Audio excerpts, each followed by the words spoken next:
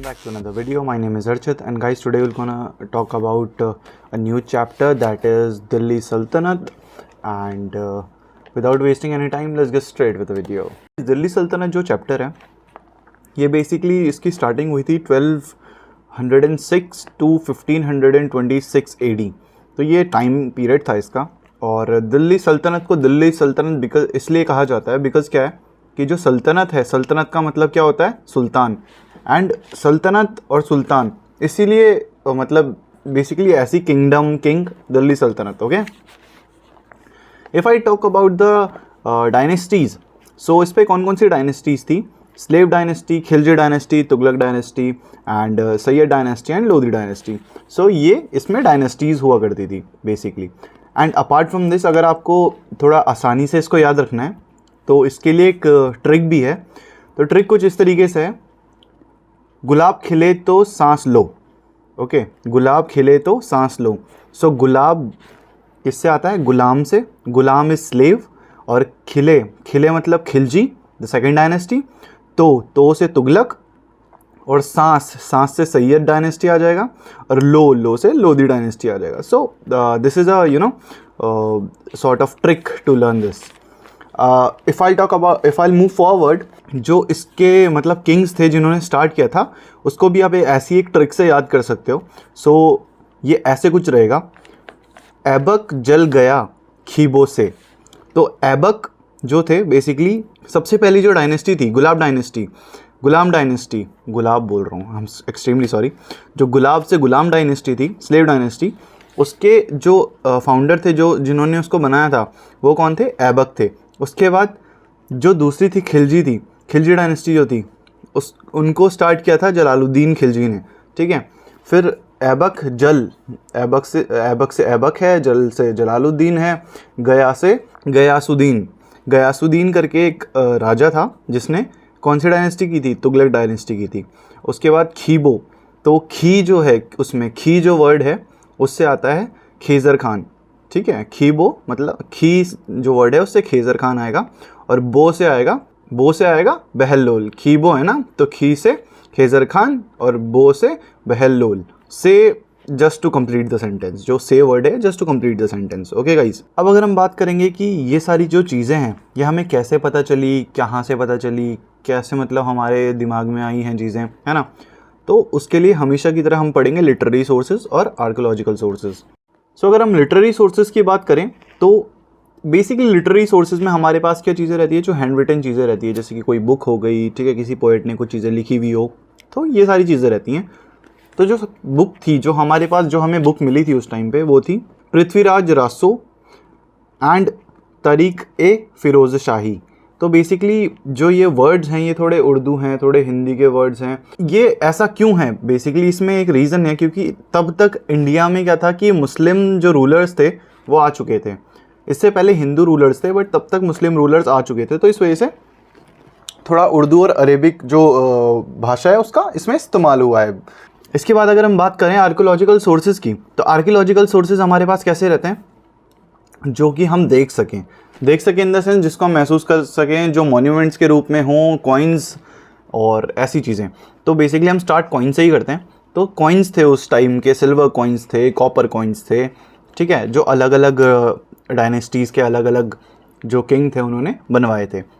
तो first is archaeological sources में सबसे पहले आते हैं coins. Second, if I talk about, so that comes with monuments.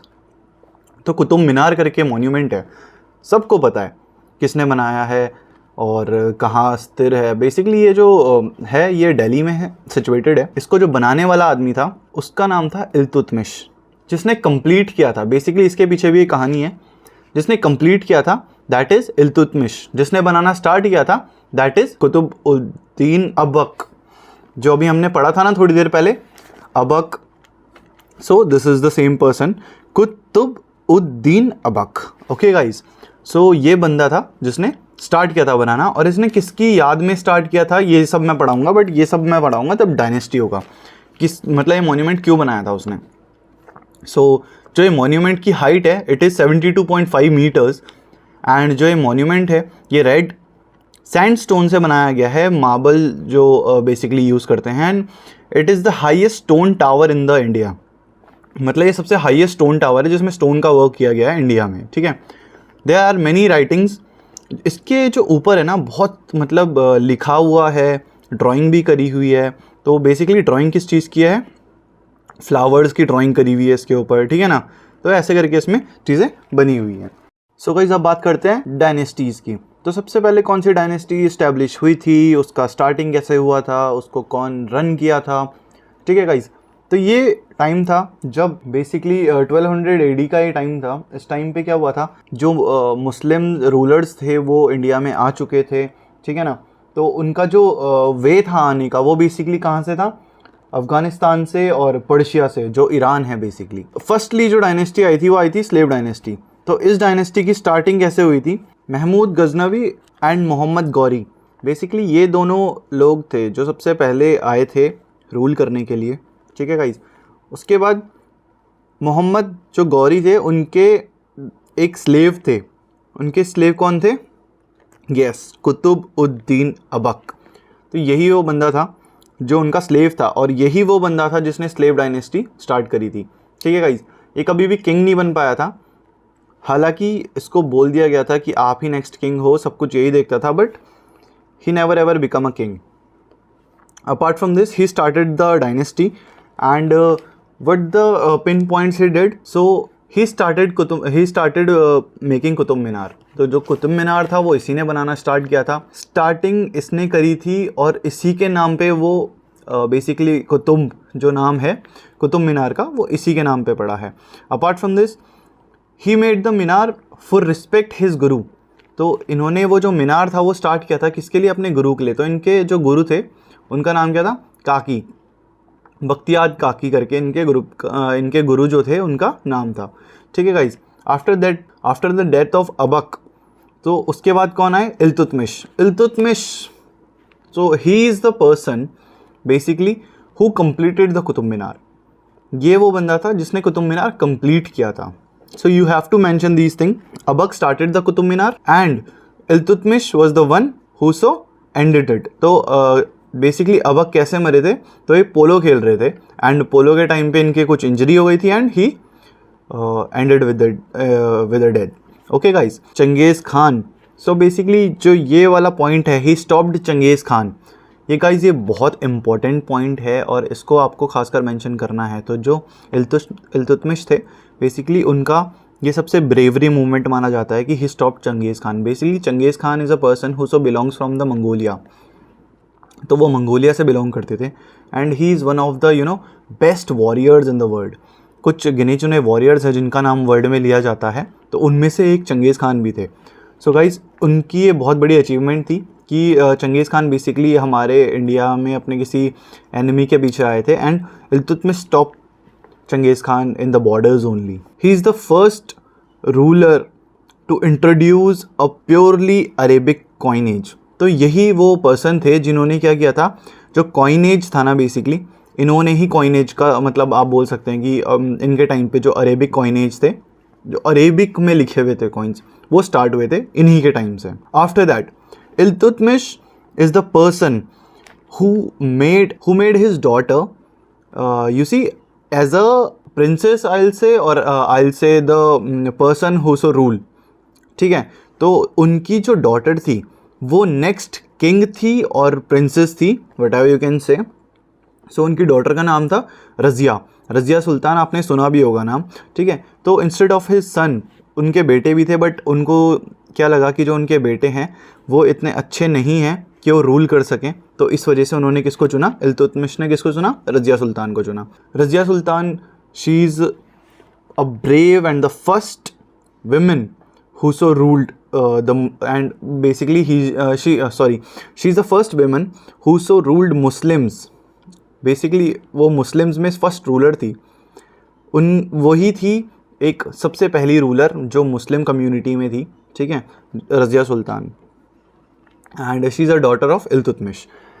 Next जो नोबल्स थे, जो बेसिकली नोबल्स क्या होते हैं, जो राजा होता है उसके साथ और जो मिनिस्टर्स होते हैं ना बेसिकली उनको नोबल्स बोला जाता है। तो नोबल्स जो थे ना they are not very happy कि रज़िया सुल्तान जो थी वो उनकी रानी थी, शी इज़ द क्वीन, ठीक है। वो इस चीज़ से क्या थे, मतलब अग्री नहीं करते थे या मानते नहीं थे, because nobody on that time nobody wants कि एक लड़की, एक औरत क्या हो कि वो उनको ऑर्डर दे और वो उस ऑर्डर को माने, ठीक है। So this happens on the time. So noble were ganged up against her. Nobles ने क्या किया, गैंग्ड अप होने लग गए वो सब उनके अगेंस्ट में। She had a war with the nobles and at the end of the day he died. तो वो उस वॉर में क्या हुआ, वो मारी गई। तो ऐसे रज़िया सुल्तान का जो टाइम पीरियड था वो ख़त्म हो गया। उसके बाद फिर नेक्स्ट आते हैं नसीरुद्दीन। तो नसीरुद्दीन के बारे में ऐसा इतना कुछ खास है नहीं, ठीक है। तो नसीरुद्दीन के बाद जो आते हैं वो आते हैं बलबन। तो बलबन बेसिकली एक ऐसे किंग थे जिसको मोस्ट पावरफुल लीडर माना जाता है। इन्होंने क्या किया कि मतलब ये ऐसे किंग थे जिन्होंने मैक्सिमम एरिया कॉन्कर करने की कोशिश करी थी और कुछ कुछ एरियाज़ कॉन्कर किए भी थे। और ये स्लेव डायनेस्टी के बहुत पावरफुल किंग माने जाते हैं। और किंग्स के अलावा, चाहे वो इल्तुतमिश हो, चाहे वो रज़िया सुल्तान हो, चाहे वो आबक हो, तो इन सब में से बलबन सबसे ज़्यादा मतलब बलवान माने जाते हैं। आप ऐसे याद कर सकते हैं वैसे, ठीक है। So Balban one of the most powerful leaders who so conquered the maximum areas of the India in comparison of other kings in the slave dynasty. So this is Balban. Now we are gonna talk about the second dynasty. So basically 5 dynasty हैं, but 5 dynasty में से आई will से कि 3 dynasties ही ऐसी हैं जो बहुत important हैं, ठीक है।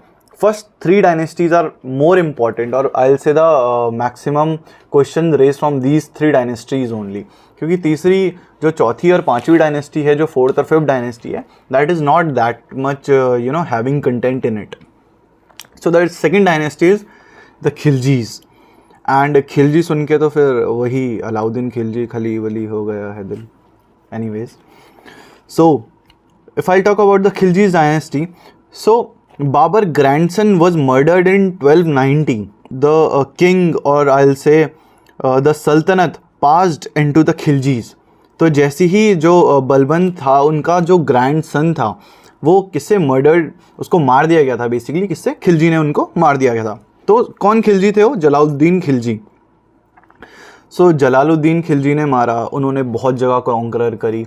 तो जो उनका एक मेन बंदा था ना, जो उनका एक मेन था, आपने अगर मूवी देखी होगी अलाउद्दीन खिलजी, तो उसमें भी आपने ये चीज़ देखी होगी कि सिर्फ एक बंदा ऐसा था जिसको हर एक जगह कॉन्करर करने का था, उसको बहुत भूख थी, हर एक जगह कॉन्करर करता था। So he is Alauddin Khilji. So वो बेसिकली जलालुद्दीन खिलजी का नेफ्यू था। He is a nephew and a son in law of Jalaluddin Khilji. He is Alauddin Khilji. And later on Jalaluddin Khilji was killed by his nephew only.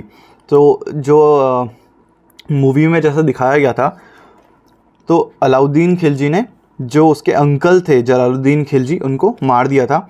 और बेसिकली उनको मारने के बाद आई थिंक उनकी बेटी से उसने शादी कर ली थी, इसीलिए उनको वो nephew and son in law भी बोलते हैं। तो सूनर ही कॉन्करर, तो जैसे उन्होंने मारा उसके बाद क्या किया उन्होंने, एकदम से मतलब मैंने जैसे आपको बताया, उनको बहुत ज़्यादा भूख थी हर एक एरिया को कैप्चर करने की, सब कुछ उनके मतलब उसके पास हर एक चीज़ थी, हर एक टेक्निक थी कि कैसे से कैसे करना है, कैसे क्या करना है। So sooner he conqueror Malwa, Gujarat, defeated all Rajput areas in Rajasthan. तो राजस्थान में जितने भी राजपूत थे उस टाइम पे, उन सबको उन्हें हरा दिया, धोखे से हराया, कैसे हराया, बट उन्होंने हरा दिया, ठीक है। गुजरात कॉन्करर कर दिया उसने, राजस्थान कॉन्करर कर दिया, और बहुत सारी ऐसी जगहें थी जो उसने कॉन्करर कर दी। यू वॉन्ट बिलीव कि एक टाइम ऐसा था कि he is one of the wealthiest king. वो बहुत ज़्यादा अमीर भी था, क्योंकि he is having one military commander.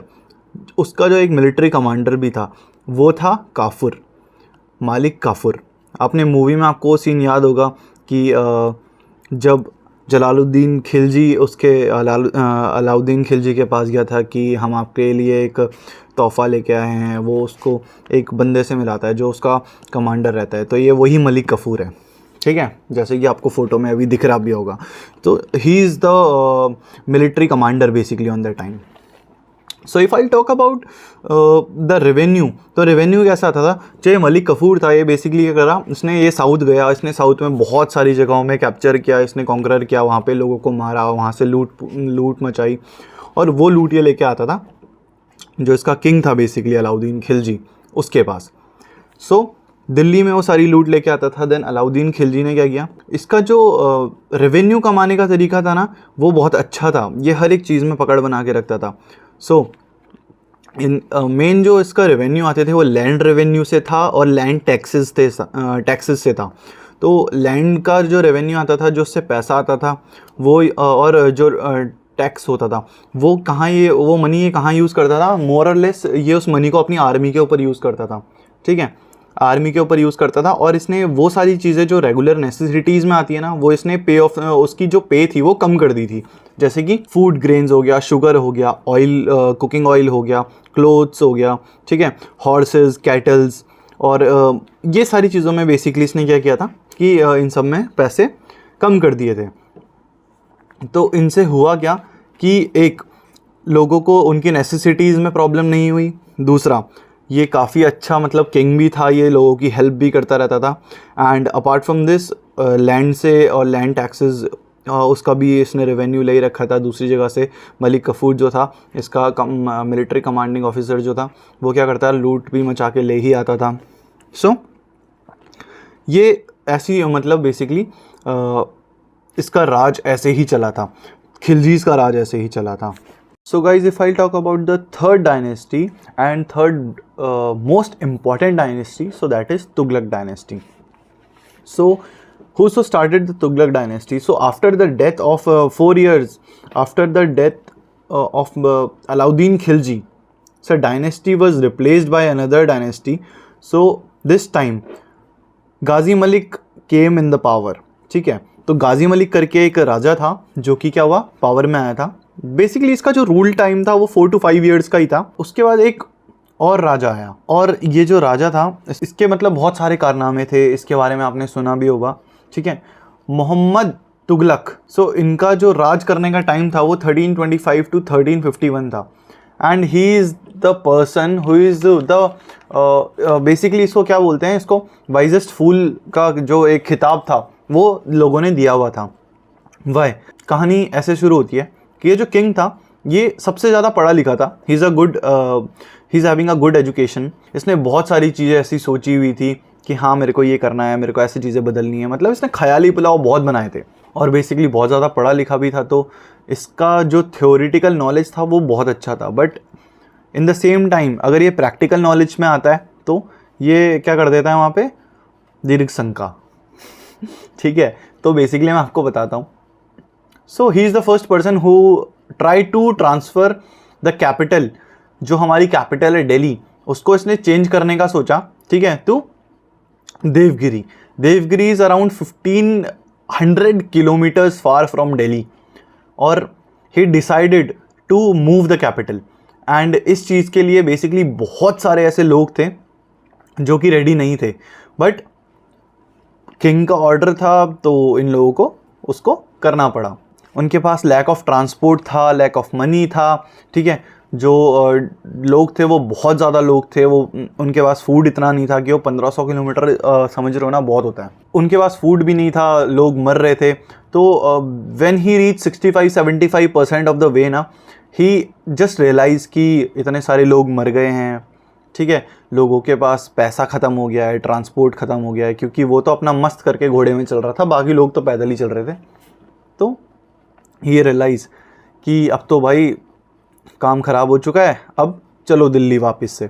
तो फिर से उसने क्या किया, अपनी जो पूरी मतलब प्रजा थी उसको लेके वापस से वो दिल्ली चले गया। And obviously loss of life, loss of money, loss of efficiency, loss of food का वेस्टेज हुआ था बहुत ज़्यादा। अब बात करते हैं इसकी दूसरी गलती की। तो इसने क्या किया था कि ट्रांसफ़र ऑफ कैपिटल के बाद इसने एक दूसरी गलती करी कि चेंजिंग ऑफ करेंसी। तो बेसिकली पहले जो करेंसी थी वो सिल्वर की होती थी, और इसने सिल्वर की करेंसी मतलब बंद कर दी और इसने कॉपर की करेंसी स्टार्ट कर दी। जहाँ मतलब सिल्वर बहुत महंगा आता था और कॉपर बहुत सस्ता आता था, तो लोगों ने क्या किया, उसका मतलब बेसिकली खुद ही से उसका डुप्लीकेट बनाना स्टार्ट कर दिया कि हाँ कॉपर की करेंसी हम बनाते हैं। ऐसे क्या हुआ कि नकली कॉपर की करेंसी बननी शुरू हुई और इसको देखते देखते देखते देखते जो बाहर के लोग थे उन्होंने उसके साथ एक्सपोर्ट इंपोर्ट करना बंद कर दिया, इंडिया के साथ एक्सपोर्ट इंपोर्ट करना बंद कर दिया। जो दिल्ली में था बंदा, जो मोहम्मद थे हमारे, मोहम्मद तुगलक, उनके साथ इन्होंने एक्सपोर्ट इंपोर्ट करना बंद कर दिया। तो बेसिकली इसको बोला जाता है कि ये बहुत टैलेंटेड था बंदा, बट जो इसके एक्शंस थे ना वो बहुत ज़्यादा फुलिश थे, ठीक है। तो इसको वाइजेस्ट फूल इसीलिए इसको जो टैग मिला था इसीलिए मिला था। देन ही स्टार्टेड कि कहीं से तो पैसा बढ़ाऊँ मैं, कहीं से तो पैसा बनाऊँ मैं। He started taxation. टैक्सेशन में उसने क्या किया कि उसने जो लैंड का जो रेवेन्यू था वो 5 to 10% से इंक्रीज़ कर दिया, ठीक है। जो लैंड के टैक्सेस थे वो इंक्रीज़ कर दिए। जब लोगों से नहीं हुआ वहाँ पे बेसिकली उस टाइम पे फैमिनी हो गया था, एक तरीके से फैमिनी, वहाँ पे बेसिकली फैमिनी हो गया था, अकाल पड़ गया था। अकाल समझते हो ना, मतलब उपजाऊ खेती नहीं हो रही थी, कुछ नहीं हो रही थी, ठीक है ना। तो इसने क्या किया, तो बेसिकली गंगा जमुना के पास के जो एरिया थे वहाँ के लोगों के टैक्सेस बढ़ा दिए इसने, 5 से 10% से इंक्रीज़ कर दिया और लोगों के भी इंक्रीज़ किया। तो लोग बहुत परेशान हो गए इस चीज़ से। उन्होंने बोला जब हमें भूखा ही मरना है तो हम ये टैक्स क्यों दें, हम जंगल की तरफ चलते हैं, हमको नहीं रहना है इसके अंडर में। तो सब लोगों ने क्या डिसाइड किया, उन्होंने सोचा कि अब नहीं रहना है, तो वो सब उठ के चल दिए भाई दूसरी जगह। अब जब इसको ये चीज़ देखी इसने, तो उसके बाद यही वो बंदा था जो उनको बोल रहा था ना मैं तो तुमसे लूँगा तुमसे लूँगा। उसके बाद जब इसको ये पता लगा ना कि मतलब अब तो थोड़ा राजा को भी तो राज करने के लिए प्रजा चाहिए, जब प्रजा ही नहीं रहेगी तो राज किस पे करेगा, ठीक है। तो वो जब निकल गए तो उसके बाद इसने उनको लोन ऑफ़र करना शुरू कर दिया कि आप लीजिए मुझसे लोन लीजिए। उसके बाद जो लोन उसने दिया था, मतलब उसने बोला कि आप लोन ले लीजिए मुझसे, और जो आपके मतलब बुलक्स हैं और सीड्स हैं, आप एक काम कीजिए कि आप इनसे, मैं आपको देता हूँ सामान, आप इसको बनाइए और पैसे ले लीजिए मुझसे। और लोगों ने लिए पैसे। उसके बाद जो इसकी लोन ऑफरिंग की स्कीम थी ये भी ठप हो गई। क्यों? क्योंकि अकाल पड़ ही रहा था वहाँ पे, ठीक है, फैमिन तो था ही वहाँ पे। और उसके बाद क्या हुआ कि लोगों ने जो पैसा था, जो चीज़ें थी, वो अपनी नेसेसिटीज़ के लिए यूज़ कर लिया, तो वो स्कीम भी इसकी क्या हो गई, ख़राब हो गई। देन इसी वजह से इसके बहुत सारी मतलब ऐसी चीज़ें थी जो मतलब ये चाहता था करने का बट नहीं हो पाई, तो वो क्या हुआ, ख़त्म हो गया। नेक्स्ट उसके बाद आए हमारे Firoz Tughlaq. So there is a saying of Firoz Tughlaq कि ये बहुत अच्छे आदमी थे। इन्होंने चीज़ें कॉन्करर करने की नहीं सोची, इन्होंने सोचा कि जितना इनके पास है इसको सुधारा जाए। तो जो इनकी थिंकिंग थी वो काफ़ी अच्छी थी। सो हॉस्पिटल्स इन्होंने बनाए, इन्होंने ऑर्फनेज बनाए, इन्होंने फाइनेंशियल हेल्प दिया लोगों को, ठीक है। बेसिकली जो गर्ल्स थी जो मतलब बेसिकली पढ़ना चाहती थी, ठीक है, स्कूल्स इन्होंने बनाए, इरिगेशन कैनाल्स इन्होंने बनाए, और इन्होंने न्यू टाउन्स बनाए, फूड की सप्लाई इन्होंने दी। फैमिली चल रही थी ये, ठीक है, अकाल जो चल रहा था बेसिकली, उस वजह से क्या हो रहा था कि फूड का बहुत प्रॉब्लम हो रहा था, तो इन्होंने फूड सप्लाई किया। तो और इन्होंने मतलब चीज़ें अपग्रेड ही करने की सोची, ना कि कैप्चर करने की। बेसिकली फ़िरोज़ तुगलक ही वो एक लास्ट बंदे थे जो तुगलक डायनेस्टी में थे। उनके बाद क्या हुआ कि एक बंदे थे तैमूर द लेम। तैमूर वो करीना कपूर, सॉरी हाँ वही करीना कपूर वाला जो तैमूर है, उससे आप तैमूर याद कर सकते हो। तैमूर द लेम, ठीक है। He attacked Firoz Shah Tughlaq, he attacked him. After attacking him, Firoz Shah Tughlaq defeated and the dynasty comes to an end. And उसके बाद जो न्यू जो डायनेस्टी आई वो कौन सी थी? वो डायनेस्टी थी सैयद डायनेस्टी। सो सैयद डायनेस्टी और लोधी डायनेस्टी, जो पहले सैयद डायनेस्टी के जो सबसे पहले किंग बने थे वो थे केज़र खान, ठीक है। So Khizr Khan become the ruler of the Sayyid dynasty and Bahlul Lodhi, ठीक है। Bahlul Lodhi become the king of the Lodhi dynasty. So Bahlul Lodhi become the king of the Lodhi dynasty, ठीक है। बहलाल लोधी के जो बेटे थे सिकंदर लोधी, उन्होंने फिर से ट्राई किया कैपिटल को मूव करने की, कहाँ? आगरा। तो उनके पीछे बेसिकली रीज़न क्या था कैपिटल को मूव करने का, कि order to keep close control over the eastern provinces. जो ईस्टर्न प्रोविंसेस थे ना, जो ईस्टर्न एरियाज़ थे उनके पास, मतलब ईस्टर्न स्टेट्स थे, उनको नज़र रखने के लिए, उनके पास रहने के लिए उन्होंने ये सोचा। बट एज़ यू नो कि ये दिल्ली एक सेंटर एरिया था, तो जो उनके नोबल्स थे बेसिकली उन्होंने मना कर दिया कि नहीं ये चीज़ें अच्छी नहीं है करके।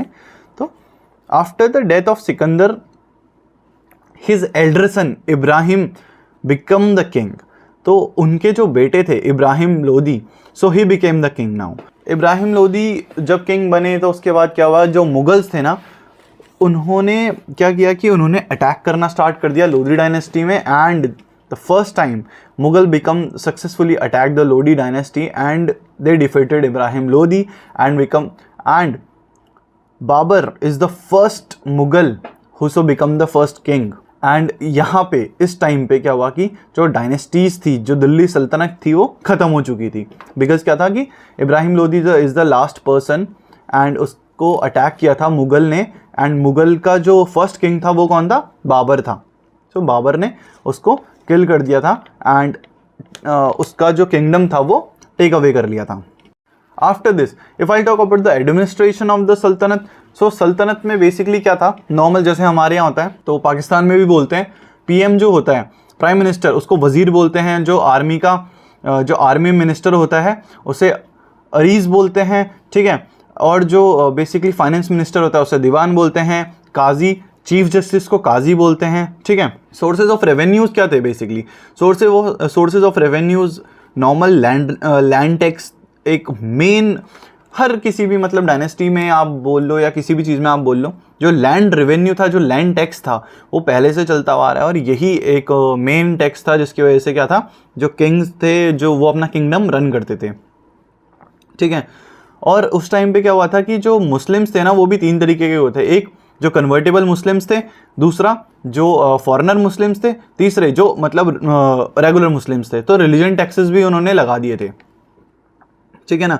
Apart from this they also have the same like the central government उनके पास थी, लोकल गवर्नमेंट उनके पास थी, सब डिवीज़न जो होता है तहसील वो था, और रेवेन्यू ऑफिसर्स उनके पास थे, पटवारी जिन्हें बोलते हैं, ठीक है, पंचायत उनके पास थी उस टाइम पे, तो उनके पास भी ये सारी चीज़ें हुआ करती थी। And with this we are done with the Delhi सल्तनत guys, and I know guys हम बहुत लेट वीडियो डाल रहे हैं, बट प्लीज़ अंडरस्टैंड थोड़ी मजबूरी हमारी भी है।